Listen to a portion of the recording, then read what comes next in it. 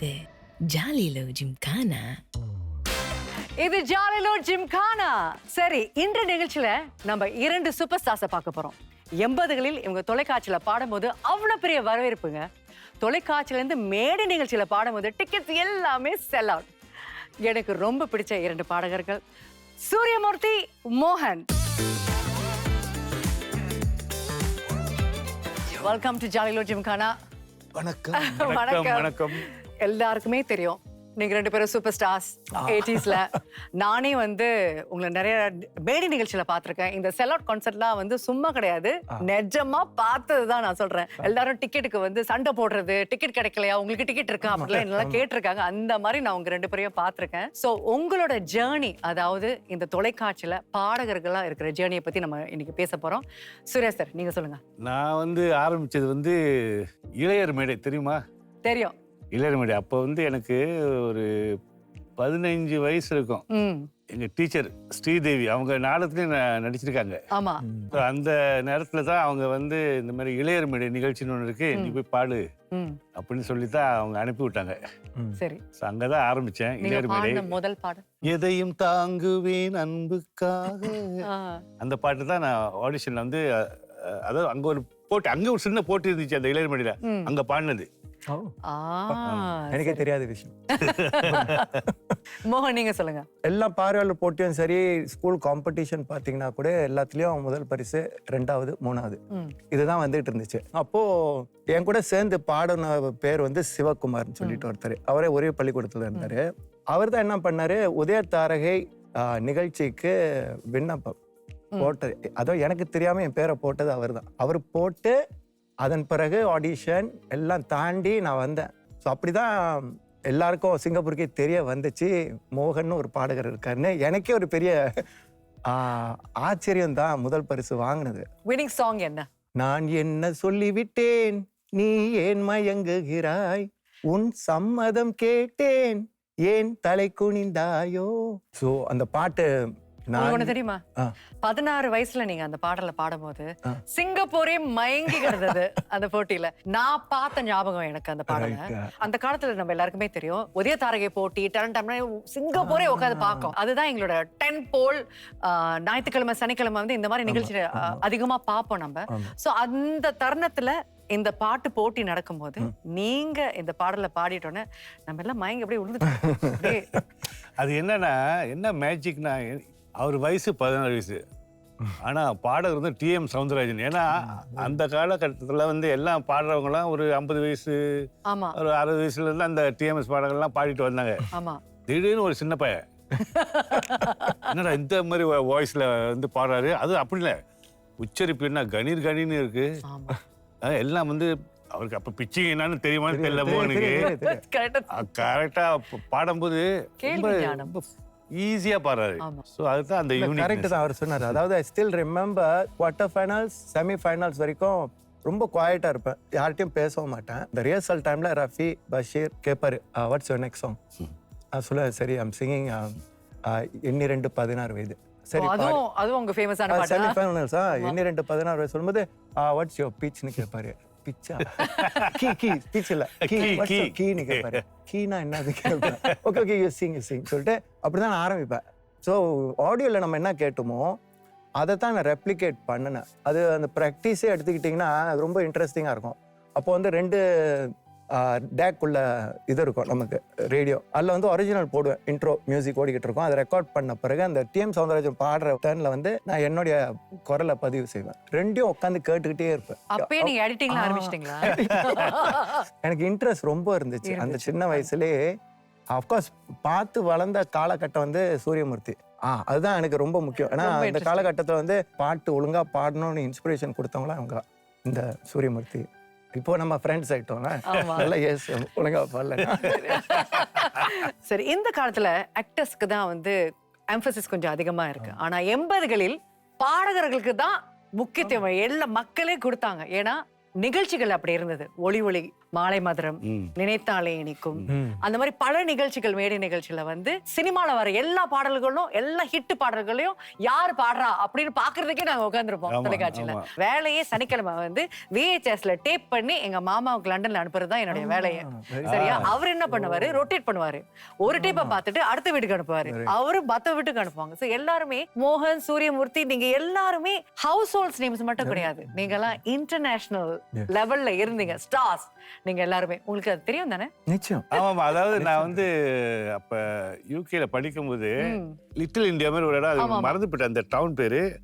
ஒளி ஒளியில பாடின சாங்ஸ்ல அவரு போட்டு என்ன இங்கேயுமா இருக்க. ஆமா, நாங்க இதெல்லாம் எப்பல இருந்து கேட்டுட்டு இருக்கோம். அதுதான் உங்களோட ஃபேன் பேஸ் அந்த காலத்துல எப்படி இருந்தது நீங்க சொல்லுங்க. அதாவது பெண்கள் ஃபேன் பேஸ் எப்படி இருந்துச்சுன்னு சொல்லுங்க. இதெல்லாம் சொல்லக்கூடாது. ஃபேன்ஸ் வந்து ஏதாவது ஒரு இன்சிடென்ட் சொல்லுங்க, எனக்காக சொல்லுங்க ப்ளீஸ். சொல்லுங்க சார், ஒரு இன்சிடென்ட். சொல்றேன். ஒரு கேர்ள் ஃபேன் வந்து எங்க வீட்டுக்கு, அப்ப நான் வந்து காலாம்பாறையில இருக்கேன், எனக்கு தெரியாமலே எங்க வீட்டுக்கு வந்து எப்படியோ கண்டுபிடிச்சிட்டு வந்துட்டு எங்க அம்மா பார்த்து, அத்தை நான் உங்க பையனை கல்யாணம் பண்ணிக்கிறேன்னு. ஓ, ஐயோ, அது என்னம்மா இது, என்ன வயசாகுது உனக்கு, போய் படிமா. அவளுக்கு அந்த மாதிரி பாட்டுல வந்து ஒரு மயக்கம், ஒரு மயக்கம். உங்க மேல ஒரு மயக்கம், நீங்க குழப்பாதீங்க. உங்க மேல பெரிய ஒரு மயக்கம் உங்க மேல. சரி, அதுக்கு ஒரு கண்டினியூட்டி கொடுக்குறேன். இந்த மாதிரி நிறைய ஃபேன்ஸ் வந்து போன் அடிப்பாங்க வீட்டுக்கு. ஏன்னா அப்ப ஹெட்போன் இல்ல. ஓகே, இதுக்குன்னு என் ஃப்ரெண்ட் ஒருத்தன், அவன் பேர் ரவி, அவனை வந்துட்டு டேய் எல்லா போனும் நீ அட்டெண்ட் பண்ணு. வீட்லயா? வீட்ல அவர் தான் அட்டெண்ட் பண்ணுவாரு. ஹலோ, அவர் வேலை. சூர்யா சார், உங்க கதையை கேட்டாச்சு. மோகன் சார், உங்க டர்ன். 16 years old டிவி வந்து பிறகு தான் வந்து பெண்கள் கூட பேசுறதுக்கான தைரியமே வந்தது. அது ஒரு காலகட்டம். 16 தாண்டின பிறகு ஃபோன் கால் பயங்கரமா வந்துச்சு வீட்டுக்கு. என்ன ஸோ ஜஸ்ட் என் பேரை கேட்பாங்க, மோகன்ட்ட பேசினேன். எங்கள் அம்மா of course pass it to me. பேசும்போது வாய்ஸ் ரொம்ப இனிமையாக இருக்கும். அப்போதான் மயங்கி விழுருது. ஏன்னா 16 years சொல்கிறேன். ஸோ மயங்கி நான் தான் முதல் தர பேசுகிறேன்ல ஒரு பொண்ணு கூட. சரி, அதாவது உங்க பாப்புலாரிட்டி பீக்ல நீங்க இருந்தீங்க. சரியா? இந்த மாதிரி ஃபேன் பேஸ் கதைகள்லாம் வந்து ரொம்ப நல்லா இருக்கு. பீக்ல இருந்தீங்க. 90கள் வரும்போது, இயர் 2000லாம் வரும்போது கதம்ப நிகழ்ச்சி குறைஞ்சிட்டே வந்துச்சு. சரியா? நாடகங்கள் வந்து ரொம்ப பாப்புலர் ஆயிட்டு இருந்துச்சு. அதுல வர நடிகர்கள், நடிகைகள் அவங்க வந்து நிறைய பேர் வந்து பாப்புலர் ஆயிட்டு இருந்தாங்க. சோ அந்த சூழ்நிலையில அதை நீங்க வந்து எப்படி ஃபீல் பண்ணீங்க? ஃபீல் பண்றது சொன்னாக்கா வருத்தம் இருக்க தான் செய்யுது. ஆனா அதை எப்படி பார்த்துக்கிட்டேன்னா, நான் I took it as a time to improve my music knowledge. So அந்த பாதையில போக பார்த்தேன். எப்படி இருந்தாலும் அந்த பாதையில போனாலும் கூட நமக்கு அந்த மேடை வேணும், பாடணும், மக்களோட ஆதரவு கிடைக்கணும், அந்த கைத்தட்டு கிடைக்கணும். அது இல்லாதது ஒரு வருத்தம் தான். ஏன்னா மோகன்ஸ் நைட்னு சொல்லி 2 வாட்டி செஞ்சேன் ஒரு காலகட்டத்தில். ஒரு வாரத்துக்கு முன்னாடியே வந்து பார்த்தீங்கன்னா மலேசியாவிலேருந்து வருவாங்க, ஜேபில இருந்து. ஸோ ஐ ஸ்டில் ரிமெம்பர் அந்த ஆக்சுவல் டே நிகழ்ச்சி அன்னைக்கு வந்து மத்தியானமே 1 மணிக்கெலாம் போயிட்டு we have to get ready, ரிஹர்சல்ஸ்லாம் இருக்குல்ல. ஸோ அங்கே பார்த்தாங்கன்னா மலேசியனில் ஜேபில இருந்து 2 பேர் வந்து, மோகன் ப்ளீஸ் மோகன் எனக்கு டிக்கெட் கொடுங்க மோகன் சொல்லிட்டு நான் என்ன பண்ணேன், அந்த தாங்க படி இருக்கும் அந்த ஆடிட்டர், அந்த அதில் உட்கார வச்சிருப்பேன். உட்கார வச்சுட்டு நான் சொல்லுவேன் ஆர்கனைசர்கிட்ட சொன்னேன், நம்ம லெட் தம் சீட், டிக்கெட் வாங்கடி கூட பரவாயில்ல, அந்த படியில உட்கார. அதுதான் மலேசியால இருந்து உங்களை பார்க்க வந்தாங்க. அதுதான் encouragement.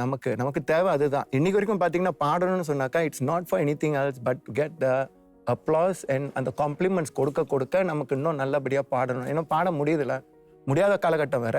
Still can sing, still can make people happy. So அந்த மாதிரி ஒரு சூழ்நிலையில நமக்கு ஒரு மேடை கிடைக்கலன்னா அது ஒரு பெரிய ஒரு டிஃப்ரென்ஸ். ஸோ எவ்வளவுதான் நம்ம வெளியில பாடியிருந்தா கூட இப்போ கூட வாய்ப்பு இருக்கு, but nothing beats doing it on screen.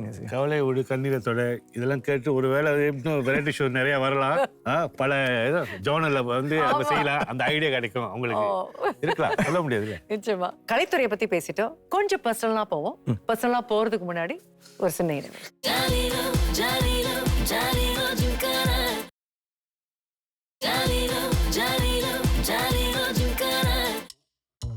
இது ஜாலிலோ ஜிம்கானா. சரி, நம்ம அவங்களோட ப்ரொஃபஷனல் லைஃப் பத்தி பேசணும். இப்ப கொஞ்சம் பர்சனலாவே போவோமே, ரைட்டா? இதுதான் சுவாரஸ்யமான விஷயங்கள் வரப்போகுது. சுவாரஸ்யம் இல்லை, உங்க வாழ்க்கை ஜேர்னியை பத்தி நம்ம வந்து தெரிஞ்சுக்க போறோம். இப்ப வந்து நீங்க பாத்தீங்கன்னா மோகன், உங்களுக்கு 90ஸ்ல வந்து பல சவால்கள் நீங்க வந்து பாத்திருந்தீங்க. அத பத்தி கொஞ்சம் சொல்லுங்க. வெளி தோற்றத்தில் பார்க்கறது ஒண்ணு, உள்ளார அந்த பயணத்துல நடந்து போகிறது வந்து இன்னொரு விஷயம். ஸோ அந்த வகையில் பார்த்தீங்கன்னா எல்லாம் பியூட்டிஃபுல் மேரேஜ்லாம் பார்த்தீங்கன்னா நல்லா நடந்துச்சு. நல்ல ஒரு வாழ்க்கை அமைஞ்ச ஒரு காலகட்டத்தில் திடீர்னு ஒரு 360 degrees shift and suddenly end stage renal failure வந்தது வந்து ஒரு பெரிய அதிர்ச்சி. 29 இயர்ஸ் ஓல்ட் டயாலிசிஸ் சொன்ன பிறகு இதான் வாழ்க்கையா செத்துருனா சொல்லிட்டு because I am looking at my 2-year-old daughter. என்னடா இது, what's really happening to me சொல்லிட்டு I have to grip that moment very well, but I couldn't. And come to terms with the fact that this is kidney failure and you had to go on dialysis. எனக்கு பயம் ரொம்ப பயம்னாலே I think Surya knows எல்லாத்துக்கும் பயப்படுறாள். So one of the worst thing I fear is actually dialysis சொல்லும்போது you have to go through that needling stuff. அதே ஒரு பெரிய டார்ச்சர்னு வச்சுங்களேன். ஸோ ஹாஸ்பிட்டல் பெட்டில் படுத்துட்டு இருக்கேன் 4 days. மைண்டில் ஓடுறதெல்லாம் வந்து will I be alive இதான் என்னோட கடைசி காலமா. ஸோ அந்த மாதிரி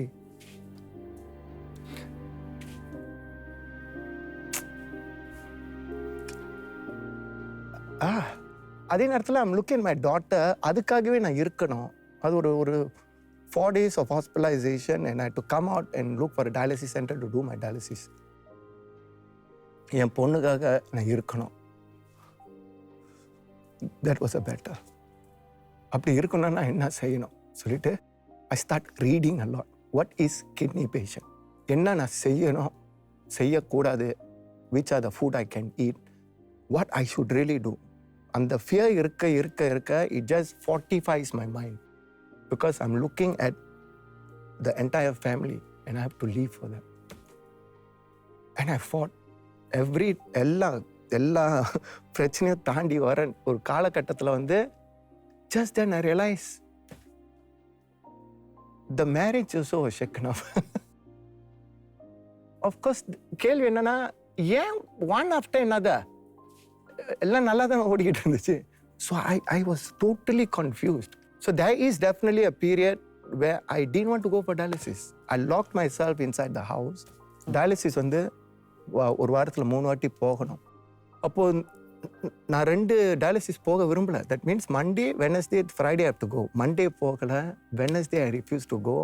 த விக்கின நர்ஸ் வந்து கால் பண்ணுறாங்க asking my ex wife, please உங்கள் ஹஸ்பண்டை டயாலிசிஸ்க்கு வர சொல்லுங்கள். People don't know. அதான் சொன்னேன், அந்த பாதையில் ஓரளவுக்கு தெரிய வாழ்க்கைன்னு என்னென்னு. அந்த பாதையில் நடக்கிறது ரொம்ப கஷ்டம். Again my daughter came in to you know in front, சரி அப்பா you have to go for dialysis. And I said, okay, let's do it. So போனேன். ஸோ டயாலிசிஸ் போய்கிட்டு அதுலேருந்து தான் வந்து வாழ்க்கை என்னன்னு தெரிய வந்துச்சு. ஸோ அப்படி போயிட்டுருக்கிற சூழ்நிலையில் தான் வந்து me and my ex wife நம்ம 2 பேரும் என்ன பண்ணோன்னா, இந்த பொண்ணுக்கு அப்பா அம்மா இம்பார்ட்டன்ட்.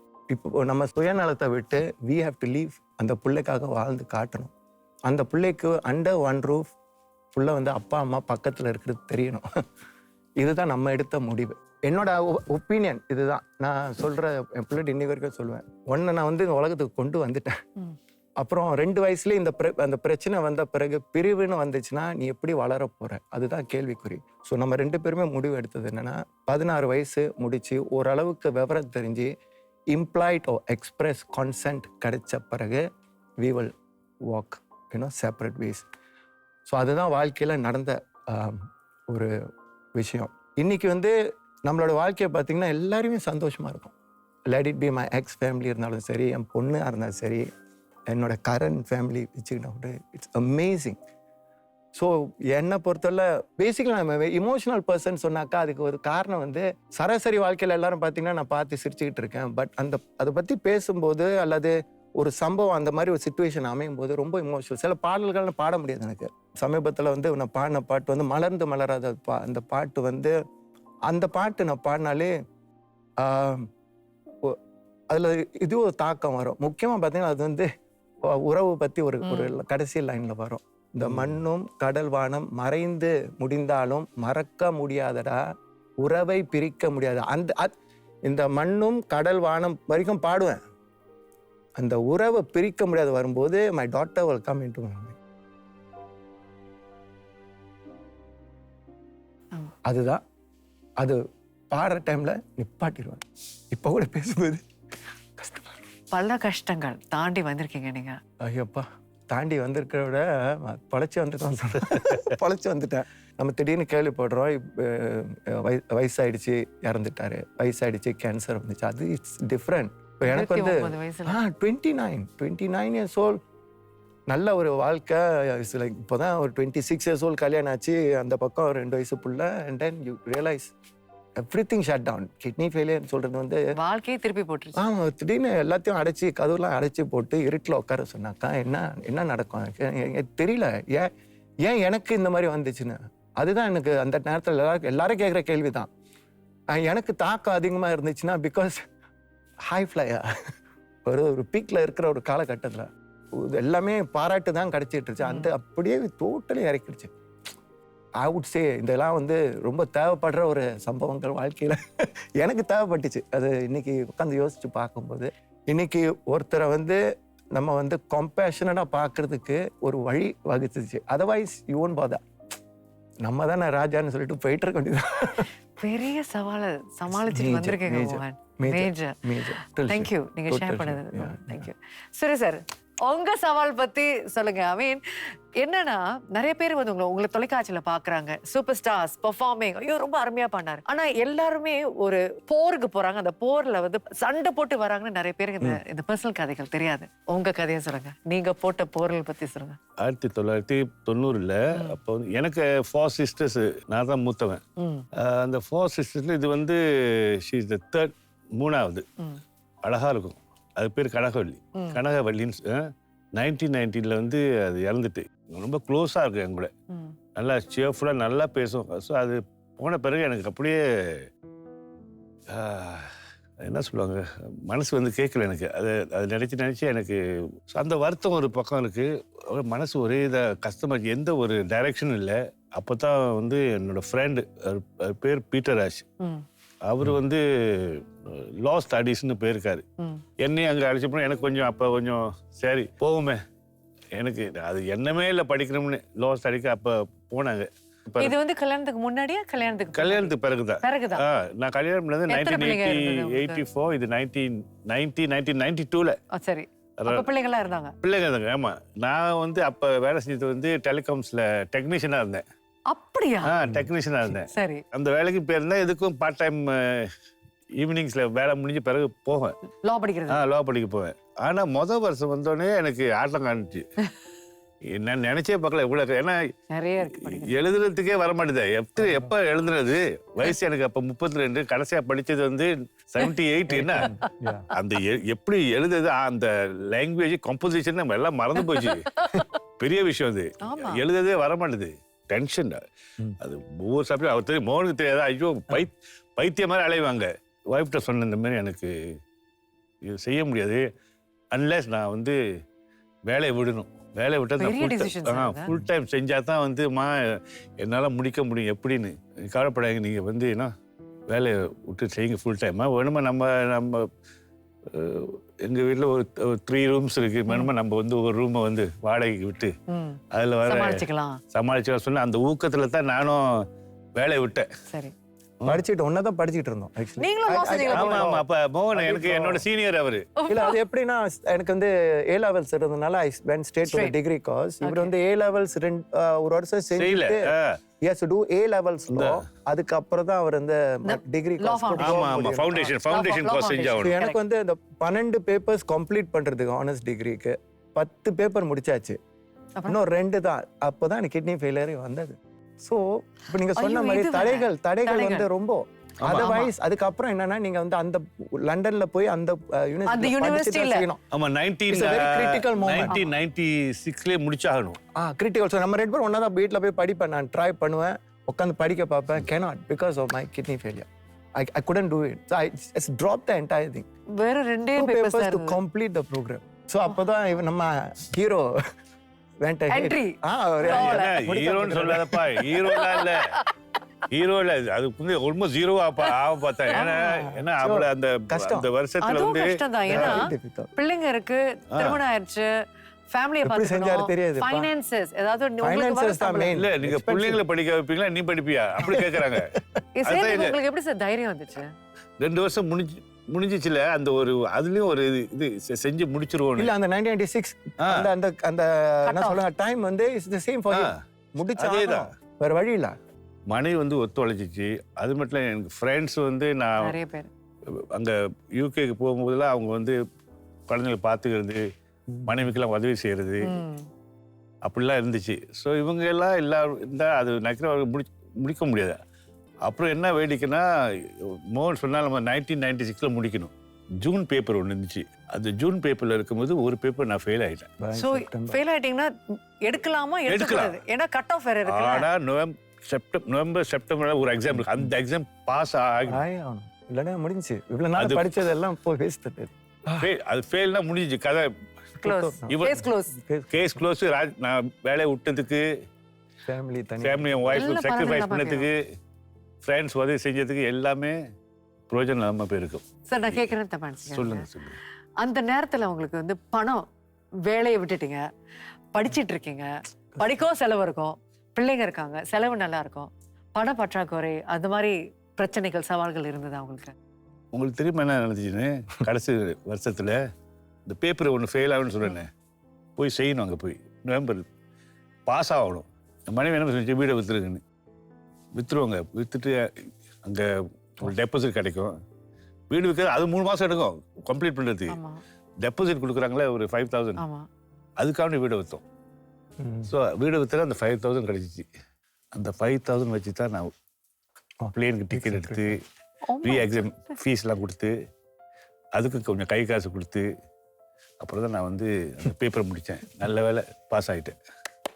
பாஸ் ஆயிட்டீங்க சார். அதே நேரத்துல இந்த தருணத்துல உங்க மனைவிக்கு நாம வந்து ஒரு பெரிய தேங்க்யூ சொல்லணும். அண்ட் வெல் ஐ மீன் எத்தனை பேர் எவ்வளவு பெரிய சப்போர்ட்டா இருந்திருக்காங்க. உண்மைதான். அது வந்து அவங்க படிக்கணும்னு ஆசைப்பட்டாங்க டிகிரி எடுக்க. அது நான் படிக்கல நீங்க படிக்கன்னு. அதுக்கு ஒரு ஆசை இருக்குல்ல, ஒரு கிராஜுவேட் ஆகணும்னு. இப்போ நான் கிராஜுவேட் அது கிராஜுவேட் ஆகல. அப்பா 1996 அந்த எக்ஸாம் பாஸ் பண்ணோடனே அப்பா அதுக்கப்புறம் தான் என் 3ஆவது பையன் பிறந்தான். 1996 24th of June கடைசி பையன். அங்கே யூகேயில் இருக்கேன். ரிசல்ட்டை சொல்கிறேன். இங்கே பிறக்கிறாங்க. வாவ், இவ்வளவு சவால்களை தாண்டி நீங்க இன்னைக்கு ஒரு வழக்கறிஞரா இங்க இருக்கீங்க. Best wishes and congratulations. இது வந்து ஒரு பயங்கரமான ஒரு சக்சஸ் ஸ்டாரி சூர்யா சார். இது நிறைய பேருக்கு தெரியாதுன்னு நினைக்கிறேன். உங்க 2 பேருடைய சக்சஸ் ஸ்டாரிஸும் வந்து உங்க வாழ்க்கையில நடந்திருக்கு அப்படிங்கிறது நிறைய பேருக்கு தெரியாது. நீங்க கடந்து வந்த சவால்கள் இவ்வளவு பெரிய ஒரு சவால்னு தெரியாது. சோ முன் மாதிரியா இருக்கீங்க. எல்லாருக்குமே ஒரு மோட்டிவேஷன் இதெல்லாம். ஏன்னா எது தாண்டி வந்தாலும் உங்க கனவுகளை மெய்ப்பட என்ன செய்யணுமோ நான் செய்வேன் அப்படிங்கறத வந்து நீங்க வந்து ரொம்ப அழகா சொல்லிட்டீங்க. குடும்பத்துல ஒரே ஒரு பேர், அது மனைவியா இருந்தாலும் சரி, மகனா இருந்தாலும் சரி, அம்மாவா இருந்தாலும் யாராச்சும் ஒரு ஆள் ஸ்ட்ராங்லியா சப்போர்ட் பண்ணாங்கன்னு வச்சுங்க, செய்யலாம். உங்க கதை இவ்வளவு பெரிய ஒரு எக்ஸ்டென்சிவான கதையா இருக்கும், இவ்வளவு பெரிய ஒரு நம்பிக்கை ஊற்று கதையா கூட இருக்கும்னு நான் எதிர்பார்க்கவே இல்லை. சரி sir, it's good to know. நீங்க 2 பேரும் எவ்வளவு close? Very close, very close. Actually நான் ஒரு ஆஃப்கோர்ஸ் எனக்கு முன்னாடி வந்தவர் தான். Very very very close. So இப்போ ஆஃப்கோர்ஸ் வயசா பார்க்க மாட்டேன். நானா ஏசும் அவரே நேசுவாரு. இப்ப அத பத்தி தான் நம்ம அடுத்த செக்மெண்ட்ல தெரிஞ்சுக்க போறோம். உங்களுக்கு இவரை பத்தி எவ்வளவு தெரியும், இவருக்கு உங்களை பத்தி எப்படி தெரியும், நம்ம கண்டுபிடிக்க போறோம். ஜனனி, நீங்க என்னமோ நடக்குது சார், என்னமோ நடக்குது. என்ன நடக்க போகுதுன்னு தெரிஞ்சுக்கிறதுக்கு முன்னாடி நீங்க ஒரு இடைவேளைக்கு போயிட்டு வந்துருங்க. இது ஜாலிலோ gymkhana.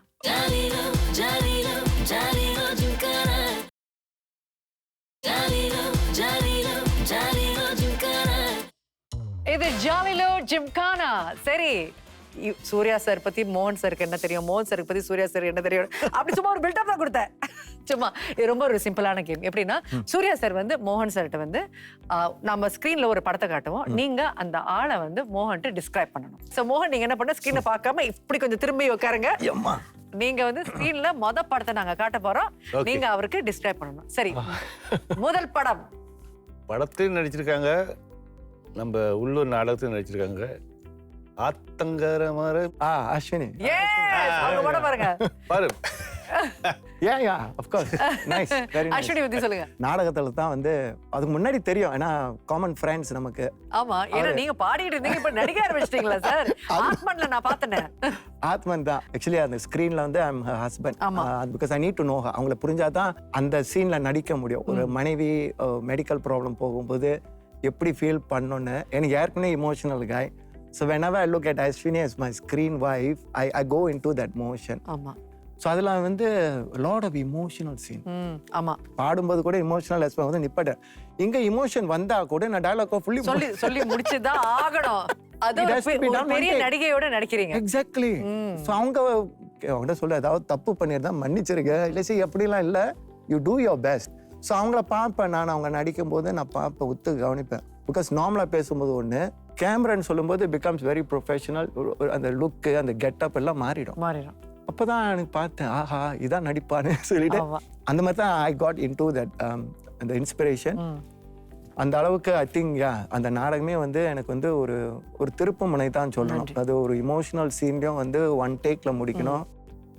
I am very happy that I did. நாங்க உங்களை வேற ஒரு பரிமாணத்துல பார்த்தோம் மோகன். ரொம்ப நல்லா இருந்துச்சு. டிஃபரெண்டா அப்பா, அது தேங்க் யூ வெரி மச். அடுத்த படத்துக்கு போயிடலாம். இவர் வந்து இளையராஜாவுக்கு முன்பு உள்ள ஜாம்பவான். அது மட்டும் இல்ல, என்னன்னா நீ பாடும்போது எம்எஸ்வி சரியா சார்? சுரேஷ் சார், உங்க டிஸ்கிரிப்ஷன்ல ஆன் பாயிண்ட். அவரை பத்தி சொல்லுங்க. மலேசியா சிங்கப்பூர் காம்படிஷன் சொல்லி அதுல வந்து முதன்மை நடுவராக வருவது எம்எஸ்வி. நான் பாடுற ரிஹர்சல்ல பாடுறேன், ஃபெப்ரா பேண்ட் கூட பாடி ரிஹர்சல்ல பாடிட்டு இருக்கும்போது தூரத்தில் அந்த வேர்ல்ட் ட்ரேட் சென்டர் கலாங் தியேட்டர்ல இருந்து பாக்குறாரு, யார் இந்த தம்பின்னு. இல்லை, அவர் சிங்கப்பூர்ல டிஎம்எஸ் பாட்டுலாம் பாடுவார். ஓ சரி, போனவர் தான். முதல் பரிசு கொடுத்தாரு. அடுத்த நாள் வந்து இன்னொரு ஃப்ரெண்ட் வீட்டில் தான் தங்கியிருந்தாரு.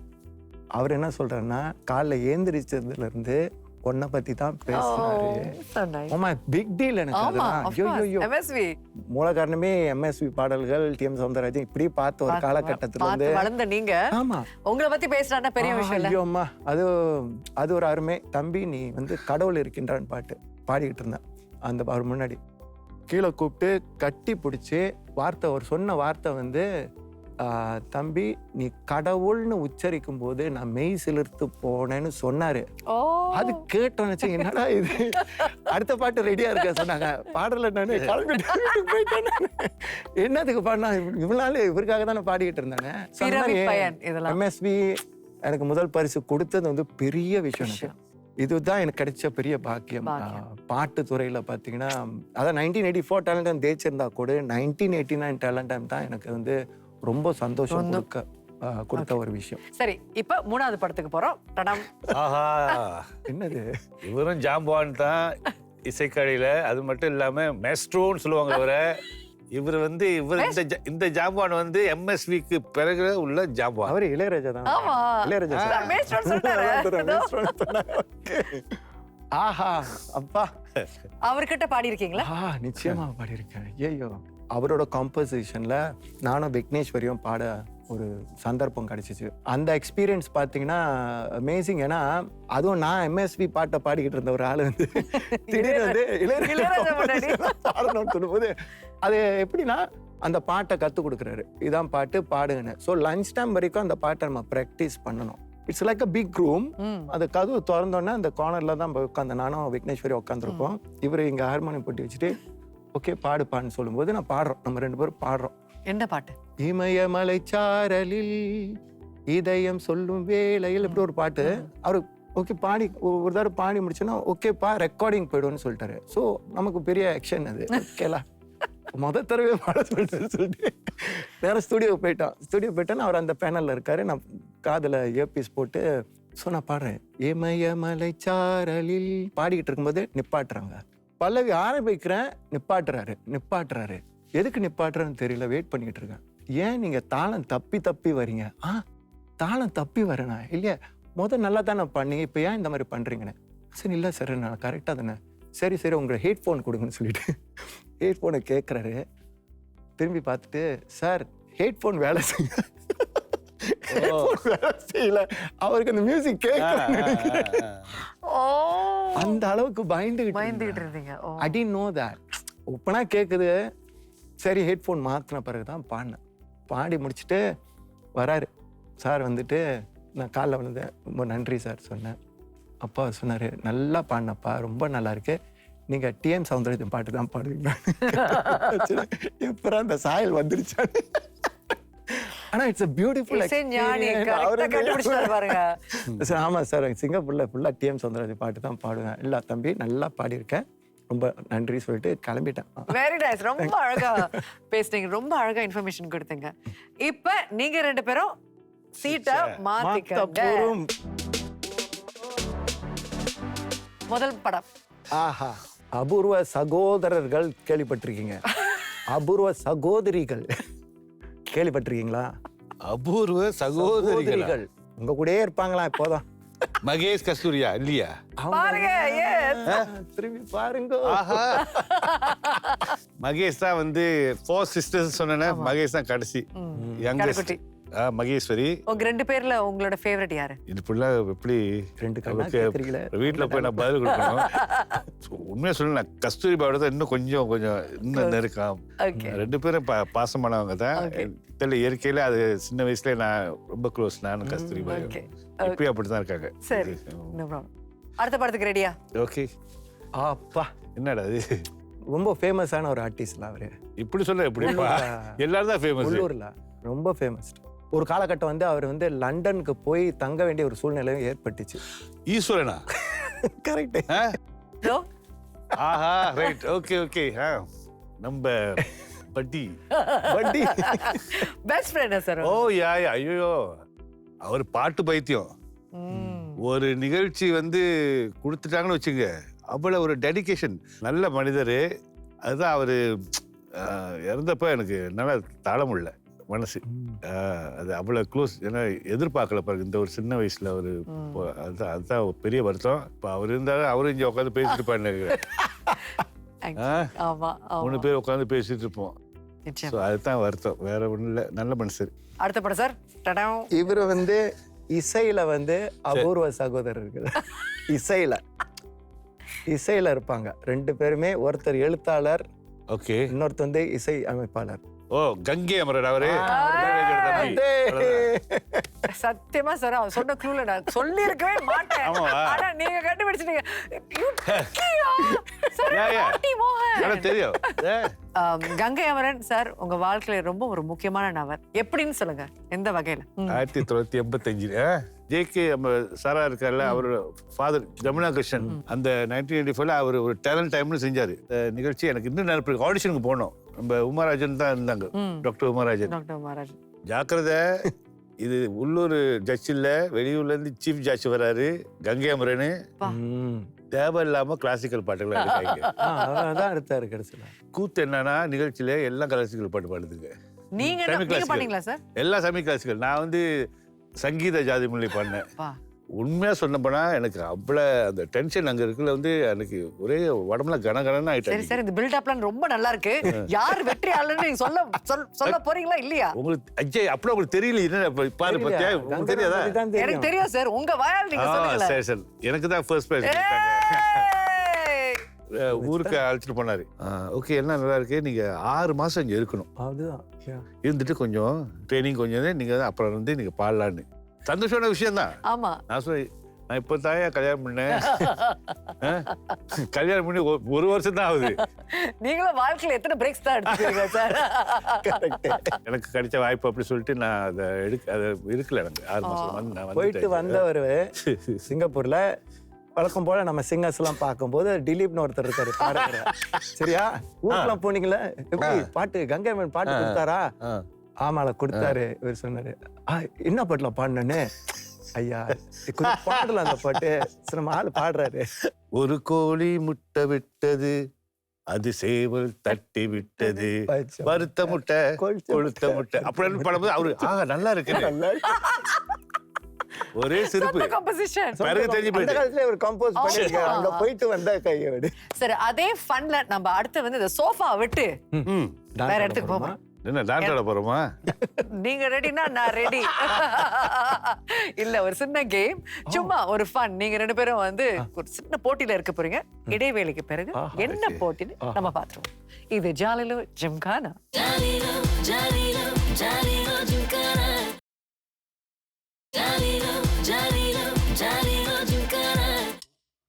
Welcome back. இது ஜாலிலோ ஜிம்கானா. சரி, இடைவேளைக்கு பிறகு வந்துட்டோம். நம்ம வந்து சின்ன ஒரு கேம் விளையாட போறோம்.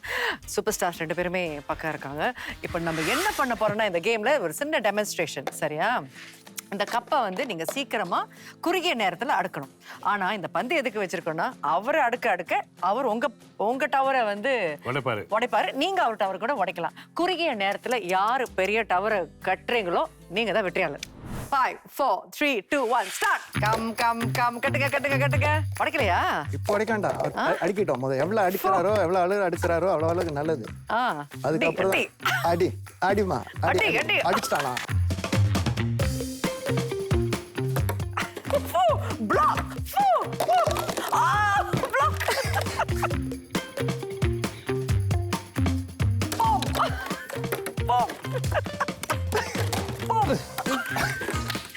5 4 3 4 2 நன்றி. 3 2 1 அடிங்க. ஓகே. சரி. முடிஞ்சிப்பா, கேம் முடிஞ்சிடுப்பா. 1 2 3. சரி, இவருக்கு வந்து ஒரு டவர் தான். வெற்றியாளர் மோகன். ஓகே. இந்த கேம் வந்து நல்லா விளையாண்டீங்க. ஆனா உங்க டவர் வந்து உடைஞ்சிருச்சு. அதனால நீங்க வந்து இந்த கஷாயத்தை குடிச்சாகணும். உங்களுக்கு ஜூஜுபி தானே? கஷாயமா கரும்பு உங்களுக்கு ரொம்ப பிடிக்குமே. Oh my God. சரி, ஓகே. குட். நல்லா இருக்கும் போட்டி. ஆனா உடம்புக்கு நல்லது கஷாயம். நல்லது. வாழ்க வளர்க. மோகன் சார், நம்ம கேம் விளையாண்டு முடிச்சிட்டோம். நீங்க கையில என்ன வச்சிருக்கீங்க? அதே எடுத்துட்டு வந்தீங்களா? விளையாண்ட கேம் பத்தி தான். ஒரு கோழி முட்டை விட்டுச்சு, ஒரு சேவை தட்டி விட்டுச்சா. இதுதான் அந்த கேம். இந்த பாட்டை நீங்க விடுற மாதிரி இல்ல போல இருக்கு இன்னைக்கு. இதுதான். சரி, போறதுக்கு முன்னாடி கொடுத்துட்டு போயிருங்கப்பா. சரி, இப்ப வந்து சிம்பிளான ஒரு செக்மெண்ட். எனக்கு வந்து பிடிச்ச ஒரு செக்மெண்ட் என்னன்னா 4 வார்த்தைகள் நாங்க கொடுப்போம். உங்க மனசுல என்ன படுதோ சம்திங் எப்போதுமே நீங்க சொல்ல ஆசைப்படுற ஒரு விஷயம். சோ வார்த்தை வந்து வருத்தம். அதை பத்தி நீங்க சொல்லணும். சூர்யா சார், நீங்க போங்க. நான் பாட்டு ஆரம்பிச்சது வந்து 1970 சொல்லி, அதாவது இளையராஜா டைம்ல. அப்புறம் கல்யாணம் பிறகும் பாடிட்டு தான் இருந்தேன். நிகழ்ச்சியில அப்ப பாப்புலர் இருக்கும் போது நிறைய நிகழ்ச்சி, டிவி நிகழ்ச்சி ஒரு பக்கம் இருந்துட்டு போட்டோம். மேடை நிகழ்ச்சி, wedding programme, every Sunday Saturday பாடுறது தான். வீட்டுக்கு வந்து டைம் கொடுக்கறது இல்லை. ஒரு வகையில் வந்து நான் குழந்தைங்களுக்கும் அவங்க சின்ன வயசுல இருக்கும் அவங்களுக்கு உள்ள தேவைகளை நான் ஒரு சில பூர்த்தி பண்ணலையோ. ஏன்னா அப்பா பக்கத்தில் இருந்தால் தான் அவங்களுக்கு எந்த குழந்தைகளுக்கும் ஒரு ஆசை.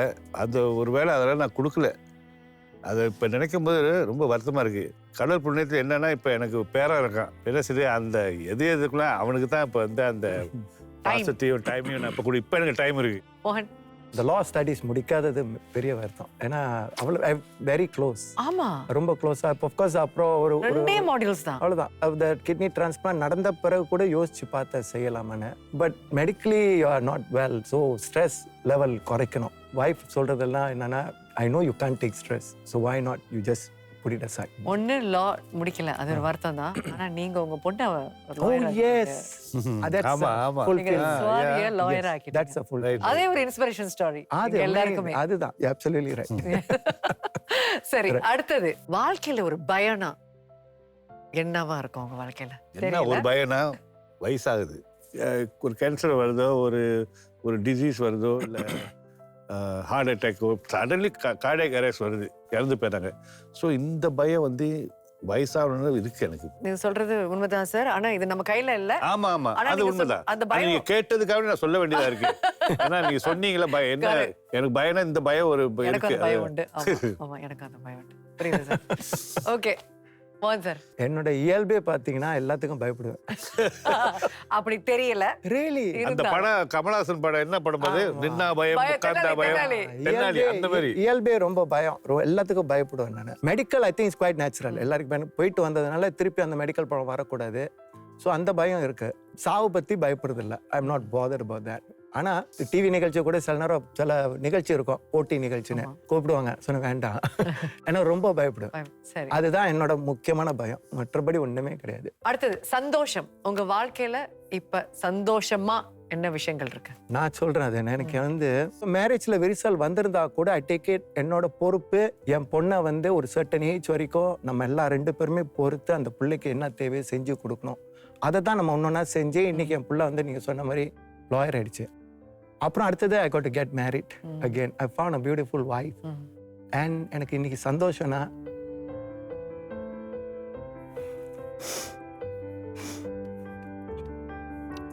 இதே வாழ்க்கை இந்த மனைவி கூட mother in law, brother in law, sister in law, இது ஒரு நல்ல குடும்பம். இது வருத்தப்பட வேண்டிய விஷயம். 10 வருஷம் சந்தோஷமா இருக்கு. 10 வருஷம் ஓடிடுச்சு. இந்த சந்தோஷம் இறக்குற வரைக்கும் இருக்கணும், இந்த குடும்பத்தோடு இருக்கணும். அதுதான் எனக்கு கிடைச்ச பெரிய சந்தோஷம். இப்போ உங்களுக்கு இருக்கிற சந்தோஷம் எங்களுக்கு ரொம்ப சந்தோஷம். We are very happy. Sir, உங்க சந்தோஷம் சொல்லுங்க. என் கூட இருந்தது பெரிய சந்தோஷம். உங்களோட இருக்கிறதே பெரிய சந்தோஷம். அதுக்கு மேல என்ன கிரெடிட் வாங்கிக்கிறாரு அப்படின்னு ஒரு பில்டப் கொடுப்பேன். அப்ப நான் படிக்கும்போது வந்து குழந்தைகளுக்குலாம் நான் வந்து அவளை செய்ய முடியும் சொன்னேன்னு அவங்ககிட்ட, இப்படிதான் அவளை முடியல. இப்போ அது மாறி இருக்கு. ஏன்னா இப்போ நான் வக்கீல ஒரு more than 20 years ரெடி. அதே மாதிரி என் மனைவியும் வந்து நின்ன நாளாக வந்து பேங்க்லேயே வேலை செஞ்சு எங்களுக்கு அந்த வசதியால் என்ன செய்ய முடியுதுன்னா, இன்னைக்கு அவங்க தேவைக்கு என்னன்னு நம்ம வந்து செய்வோம். அந்த ஒரு கெப்பாசிட்டி இருக்கும்போது செய்யும்போது எனக்கு சந்தோஷமா இருக்கு. அப்போ கஷ்டப்பட்டது இப்போ வந்து நமக்கு வந்து அதை என்ன சொல்லுவாங்க, அதோட ரிவார்ட் சொல்லுவாங்கல்ல, அது அந்த சந்தோஷம் பெரிய சந்தோஷம். மனைவியோட வந்து இதெல்லாம் டைம்லாம் ஸ்பெண்ட் பண்ண முடியும்னு சொன்னேன். இப்போ அதெல்லாம் வந்து அதை வந்து எனக்கு செய்ய முடியும். இதுதான் எனக்கு ஒரு பெரிய சந்தோஷமா இருக்கு. ஹோப், எதிர்பார்ப்பு. நான் நோய் வாய்ப்பட்டு தான் வாழ்க்கைய போயிட்டு இருக்கேன். ஸோ நோய் வராமலே நம்ம கடைசி பயணத்தை முடிக்கணும்னு ஒரு ஹோப், அதுதான், வேற ஒன்றும் கிடையாது. ஓகே சார், காட்டு. எனக்கு ஹோப்னா ஒரு 8 வருஷம் பாடிட்டோம். ஸோ இந்த பாடுனதுனால இந்த அனுபவங்கள்லாம் வந்து நான் என்ன செய்யறது, நான் வச்சுக்கிட்டு போக முடியுமா, இதை நான் ஷேர் பண்ணலான்னு எனக்கு ஆசை. இவருக்கு தெரியும், நம்ம மோகனுக்கு கோயிங் ஃபார் அந்த வாய்ஸ் கல்ச்சர்னு ஒரு சில கோர்சஸ்லாம் இருக்கு. என்ன கற்றுக்கல, நான் இப்போதான் தெரியும். நான் முதல் கிளாஸ் போகும்போது எல்லாம் ஒரே குரு தான். நான் அவர்கிட்ட சொல்லிட்டேன், இவ்வளோ வரைக்கும் பாடி நான் அவர்கிட்ட இன்னும் 0 மாதிரி தான் இருக்கேன்னு. இன்னும் இவ்வளோ விஷயமா இருக்கு. அந்த என்ன சொல்லுவாங்க, குரோமேட்டிக் நோட்ஸ்ன்னு சொல்றாரு. ஒவ்வொரு இது வந்து ஹாஃப் நோட்லாம் வரணும். இதெல்லாம் வந்து கத்துக்கும் போது என்ன அந்த இவ்வளவு விஷயங்கள் இருக்கு. இதெல்லாம் தெரியாம நாங்கெல்லாம் பாடி இருக்கோம் பாருங்க. உங்களோட கேள்வி ஞானம் எந்த லெவல்ல இருந்திருக்கு பாருங்க. அப்படிதான், அதுதான் எனக்கு கேள்வி ஞானம். சோ இதெல்லாம் வந்து இந்த அனுபவத்தை இதை சேர்த்து பகிர்ந்துக்கலான்னு ஒரு ஹோப் இருக்கு. என்ன ஹோப்னா, ஒரு 2 வருஷத்துல மேபி அடுத்த 65 ஒரு அகாடமி நம்ம கலைஞர்களுக்கு வந்து இதை நான் இம்பார்ட் பண்ணலான்னு ஒரு ஹோப். டீச்சரா அது நடக்கணும். Will I be the teacher also? Okay, why not? You want to be one of the teachers. So இதுதான் hope. I hope it materialize. Of course. Materials பண்ணோம் சார். வாழ்த்துக்கள். Okay, lovely. இப்போ வந்து நிறைய விஷயங்கள் பத்தி பேசணும், குடும்பம் பத்தி பேசணும், உங்க ஃபேமிலிஸ், உங்க மனைவி, அந்த மாதிரி சொன்னீங்க. அதுல வந்து அடிப்படையா தேங்க்யூங்கிறது ஒரு கிராட்டிடியூட். அதுல வந்து ஒரு ஆளுக்கிட்ட சொல்லணும், எப்படி சொல்லணும்னு சில பேர் தயங்குவாங்க, சில பேர் சொல்லாமலே இருப்பாங்க. இதுதான் உங்களோட வாய்ப்பு.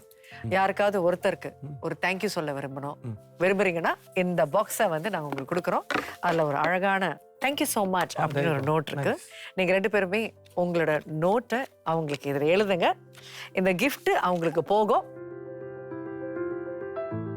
யாருக்கு எழுதணும்னு ஆசைப்படுறீங்க Suriya sir? I want to thank my wife. நான் நிச்சயம் இதை தான் செய்யணும். உங்க வாழ்க்கை நீங்க ஒரு பேர் சொல்லிருக்கீங்க, 2 பேரா சொன்னீங்கன்னா நல்லா இருந்திருக்கும். ஆனா ஒரு கியூரியாசிட்டியில கேக்குறேன், 2வது பேர் யாரு வச்சிருந்தீங்க உங்க மைண்ட்ல? எங்க அம்மா. நைஸ். நீங்க முதல்ல இதை எழுதுங்க. Mohan ready. To my beloved mom, thank you for everything. அந்த மாம் ஏன் இப்படி வருது? அம்மா வந்து பாட்டு நான் பாட ஆரம்பிச்சது அவங்கனால தான். ஏன்னா சின்ன வயசுல அவங்க பாடிக்கிட்டே இருப்பாங்க, அதை கேட்டு கேட்டு தான் நான் பாடுவேன். அப்புறம் பாட்டில் இருக்கிற வரிகள் வந்து எந்த ஒரு காலகட்டத்திலையும் ஏதோ ஒரு வரிகள் அவங்க காதில் வந்து நல்ல மீனிங் இருந்துச்சுன்னா எனக்கு கால் பண்ணுவாங்க, இந்த பாட்டு நீ போய் கேளு, அதில் இந்த வரிகள் இருக்கும், நல்லா இருக்கும். அந்த வரிகள் பற்றி சொல்லும்போது ஸோ அதில் ஒரு பாட்டு என்ன, தான் என்னும் மாணவத்தில் நான் என்று அகங்காரம் பேசியவர் இங்கு போனதெங்கே, முடிசூடி மன்னர் எல்லாருமே கடைசியில் மண்ணாகத்தான் போகும் சொல்லி அந்த மாதிரி ஒரு பாடல்களாக எடுத்து என்னை வந்து மோல்ட் பண்ணவங்க as a character, as a person. அந்த அளவுக்கு எங்கள் அம்மா வந்து எனக்கு பக்கத்துலேயே இருந்தாங்க. இருக்கிற மாதிரி வெகு தூரம் இருந்தாலும் வேறு வீட்டில் இருந்தாலும் எப்போதும் என் கூட இருப்பாங்க. So this is very apt for my mother, this gift. Okay, thank you ரெண்டு பேருமே.